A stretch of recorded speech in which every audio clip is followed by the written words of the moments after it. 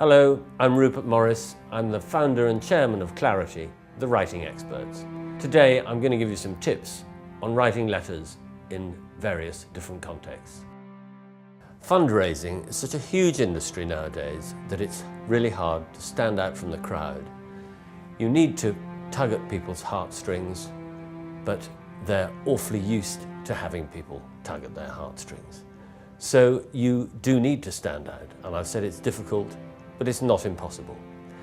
The first essential is to grab their interest. That may be obvious, but there's a way of doing that, and that is by making it relate to them as closely as you possibly can. Now, if you're writing to Leeds residents about the problems of the homeless in Leeds, that's quite easy. They're on their doorstep. They can visualize them. They probably see them. They know them.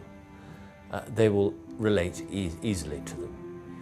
If you're trying to interest people in Western countries in the plight of orphans in Mongolia, it's more difficult.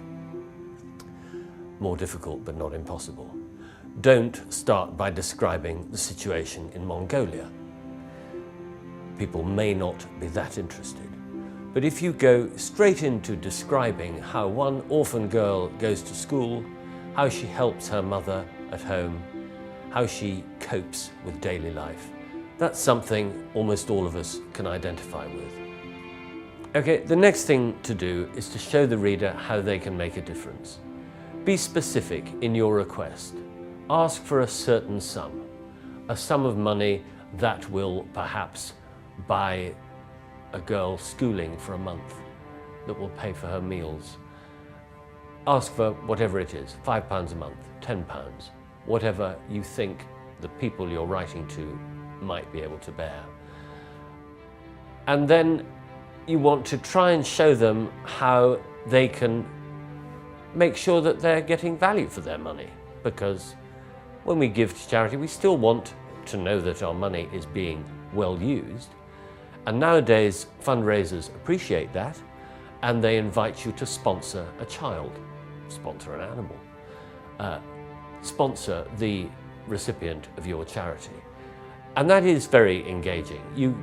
If you can correspond with the person to whom you've sent money, you can really feel that you're making a difference. So that's the second crucial ingredient. Now, the last and equally crucial ingredient in a fundraising letter is to make it as easy as possible for the person at the other end to do what you want them to do. You want them to send you money. Okay, so don't forget to give them, in the old days it was a stamped addressed envelope. In this case, if it's a letter, give them a tear-off slip, something they can easily fill in, so they just answer some simple questions, give you the information you need and post it. Or give them an email address, give them a phone number so they can text their willingness. Whatever makes, put yourself in their shoes and think what would make it easiest for them to give us this money. And those are really the three only important ingredients in a fundraising letter. It's a difficult task, but it's essentially a simple one. Get people's interest, show them how they can make a difference, and make it easy for them.